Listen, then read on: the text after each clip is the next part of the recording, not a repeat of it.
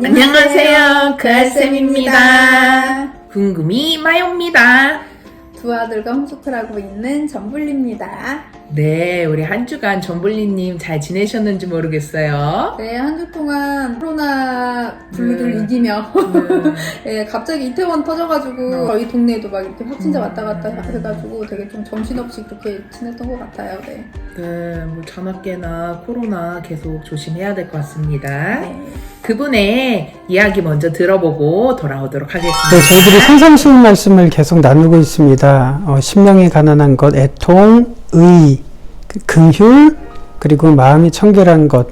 대부분 관념적인 단어이기 때문에 정확하게 구체적으로 이 내용을 잡는 것이 조금 어렵습니다. 이번 주에 청결함에 대해서 우리들이 세 가지로 살펴봤는데, 첫 번째로는 두 마음을 품지 않는 것, 두 번째로는 온전한 믿음을 가지는 것, 세 번째로는 손을 깨끗하게 하는 것, 이런 부분들이 청결함의 구체적인 내용이라고 말씀을 드렸는데, 그것이 과연 구체적으로 무엇이냐 하는 부분들을 살펴봐야 된다고 저는 생각을 합니다. 여러분들은 청결함 하면 어떤 부분들이 떠오르시나요?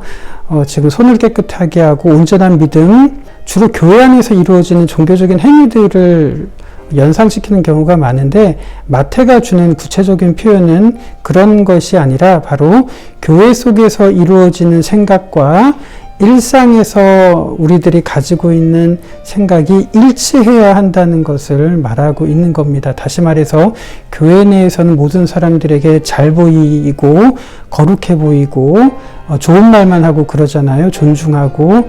그런데 과연 우리 일상에서도 교회에서 갖는 그런 시선들을 동일하게 베풀고 있는가 하는 부분입니다. 다시 말해서 여러분들이 목사님들이나 진장님들 아니면 리더들 이런 분들을 보실 때 그 시선과 일상에서 택배기사분들, 운전하시는 분들, 청소하시는 분들, 경비하시는 분들 이런 분들에 대한 시선이 같은지 이 부분을 반드시 좀 살펴봐야 되겠죠. 그래서 마태가 주는 시선은 바로 청결함이 구체적으로 그런 부분이라고 이야기를 합니다. 왜 그러냐면 마태는 마태복음 25장에서 그런 약한 자들에게 하는 것이 곧 나에 대해서 하는 거다, 예수님에게 대해서 하는 거다라고 이야기를 합니다. 그래서 그들을 보는 것이 곧 예수님을 보는 것이고, 그렇기 때문에 청결한 사람은 복이 있나니 그런 사람들은 하나님을 볼 것이다 라고 하는 그런 연결점이 있습니다. 이 자리를 빌어서 꼭 말씀을 드리고 싶은 것은 이번 주에 참 가슴 아픈 소식을 전했죠. 경비하시는 분이 극단적인 선택을 했습니다. 가해자 한 분만의 문제는 아니라고 생각합니다. 많은 경비하시는 분들이 느끼는 가장 큰 어려움은 여러 가지 잡무를 하는 것도 아니고 이교대로 근무하는 것도 아니고 사람들의 시선이라고 이야기를 합니다. 따뜻한 말 한마디면 족하다, 이런 인터뷰를 하는 것을 들었습니다. 어쩌면 이번 주에 경비를 보시면서 극단적인 선택을 한 그분의 모습은 바로 우리 모두의 자화상이 아닐까 싶습니다. 우리의 시선, 교회 안에서의 그 거룩해 보이는 그 시선이 일상에서도 동일하게 나타나는 그런 청결함이 우리 삶에 가득하기를 주님의 이름으로 축원드립니다. 고맙습니다. 네, 오늘의 그림을 보면 네. 시녀들, 우리 디에고 벨라스케스. 이름이 벨라스케스. 네, 벨람분, 우리 벨 화가님의 우리 시녀들이라는 작품을 가지고 함께 볼 텐데, 이 작품이 보면은 매우 독특한 관점으로 그려졌다고 해요. 그래서 우리가 집단 초상화라고 우리 예전에 렘블란트 야간 순찰에서 배웠잖아요. 그런 거 지금 11명이 나오는 그림이네요. 그 미술사상 최고의 초상화가로 꼽히기도 하고, 97년도에는 전 세계 미술학자가 뽑은 역사상 최고의 걸작이라고 이 시녀들이 또 꼽히기도 했더라고요. 네. 벨란스케스가 궁정화가였다고 하잖아요, 네네, 정블리님. 그렇죠. 네. 몇 년 동안 화가 일을 하신 거죠? 되게 길게 했어요. 그러니까 24살에 오. 펠리페 4세의 초상화를 오. 그려요. 그러면서 펠리페 4세의 마음에 쏙 들게 되죠. 아, 총애를 받았구나. 네, 그러면서 궁정화가로 들어가게 됐는데 음. 그때 당시 3명 있었는데 3명 중에 유일하게 왕의 얼굴을 그릴 수 있는 화가가 되었어요. 오. 펠리페 4세의 총애를 음. 굉장히 받아요. 그래서 오.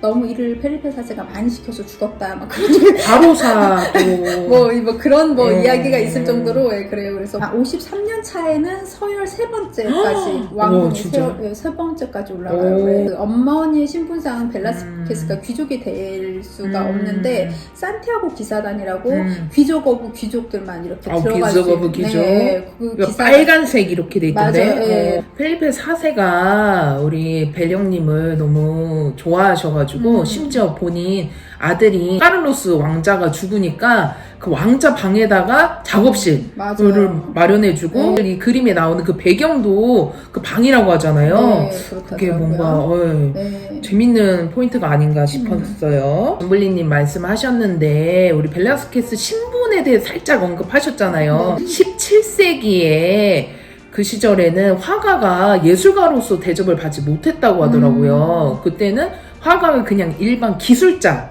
같은 역할이라서 아무래도 신분에 대해서 여러모로 생각이 많았던 벨라스케스가 이때 자기는 예술가인데 기술자라는 취급에 조금 그랬을 것 같고요. 그 다음에 여기 시녀들 이 그림에 보면은 벨라스케스가 나오는 그 위쪽에 두 그림이 있습니다. 사실은 보이지 않는데 왼쪽 그림의 제목을 보면 루벤스가 그린 아라크네를 보여주는 팔라스 안테나라는 그림인데요. 이건 아라크네와 직조의 신 아테네가 직조의 대결을 펼치는 그림이고 오른쪽 그림은 요르단스의 아폴로와 판이라는 그림인데 이 그림은 판과 음악의 신 아폴론이 연주 대결을 펼치는 거예요. 이 두 그림 모두 공통점이 있다는데 이게 모두 신에게 도전했다가 벌을 받는 이야기라고 하더라고요. 이를 통해서 보면은 화가로서 신분에 대한 현재 상황에 대한 본인의 뭔가 투영? 표출? 이런 게 아닐까 심리적으로 잘 모르는데 이럴 때 우리 엣지님이 계셨으면 설명해 주실 텐데 엣지님 따로 한번 말씀해 주세요. 그립다 했지요. 네, 엣지님. 자, 그리고 우리 벨라스케스가 화가들의 롤모델이라고 하더라고요. 맞아요. 벨라스케스를 추앙하는 화가들이 되게 많았더라고요. 그래요? 그러면 이제 명언을 남긴 몇 명의 화가들이 있는데 프란시스코 고야 같은 경우에는 나에게는 3명의 스승이 있다. 그러면서 렘브란트 그리고 벨라스케스 자연 이렇게 얘기를 했고 네. 그리고 저희가 배웠던 마네모네의 마네는 벨라스케스야말로 화가 중에 진정한 화가다라고 얘기를 했어요. 그리고 이제 클림트 세상에는 2명의 화가만이 있다. 나 클림트와 벨라스케스 이렇게 얘기를 했더라고요. 자존감 정말 이렇게 유명한 화가들의 굉장한 존경을 받았던 그런 화가이죠. 네, 저도 알아보니까 피카소 같은 경우는 이 벨라스케스에 대한 존경함을 오마주로 해가지고 58점이나 패러디를 했다고 하더라고요. 그리고 우리가 또 잘 아는 코스염 형님, 우리 살바토로 달리도 네, 이 시녀들을 숫자로 또 표시한 아주 유머러스한 그림도 유명하더라고요. 네, 이제 보면은 이 시녀들의 과연 주인공은 누구일까? 이런 관점으로 우리가 한번 보게 돼요. 그거는 지금까지도 논란이 네, 되는 부분이라고 하더라고요. 누굴 그렸다, 어느 각도에서 그렸다, 이게 말이 많은데, 원래 제목을 보면은, 첫 번째 제목은 시녀들과 여자 난쟁이가 함께 있는 마르그리타, 공주의 초상화. 네, 이거였고, 1656년에 돼서는 진짜 그냥 심플하게 펠리페 4세 가족, 이렇게 됐다가, 1843년에 스페인 프라도 미술관에서 드디어 시녀들이라는 이름이 붙여졌어요. 여기에서 이제 그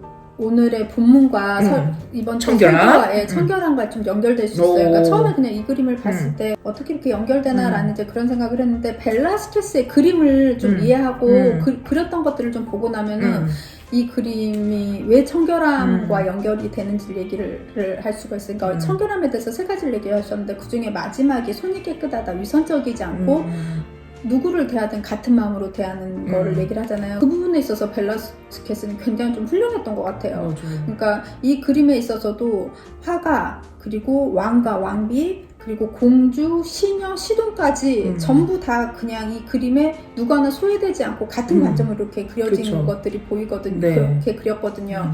분명히 그림에는 주인공이 있고 주연과 조연처럼 그렇죠. 이런 게 있는데 지금까지도 누가 과연 주인공이냐, 누굴 그린 것이냐, 관찰자가 누구냐라는 그 논쟁이 아직까지도 학계에서 이루어질 정도로 그러니까 누군지 모르는 거예요. 그렇죠. 그런데 이 그림 외에 다른 그림들을 보면은 더 그래요. 그러니까 나중에 이제 루벤스를 만나요. 그래서 루벤스에게 영향을 받아서 이때 당시에 스페인보다는 이탈리아가 훨씬 이제 미술계가 많이 발달했던 발전했죠. 그런 시기여서 이제 거기에 가서 이렇게 신화를 그리고 이제 약간 이렇게 좀 그림의 변화가 있긴 한데 왕궁에서 소외될 수 있는 왕궁의 일꾼들을 많이 그렸어요.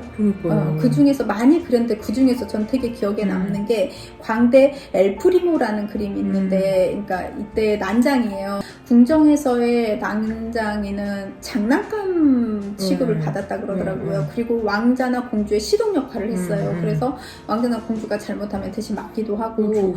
그런데 이 그림을 어떻게 그렸냐면은 난장이라고 하면 우리가 딱 생각되는 게 키가 작은 거잖아요. 네. 그런데 앉혀서 그렸어요.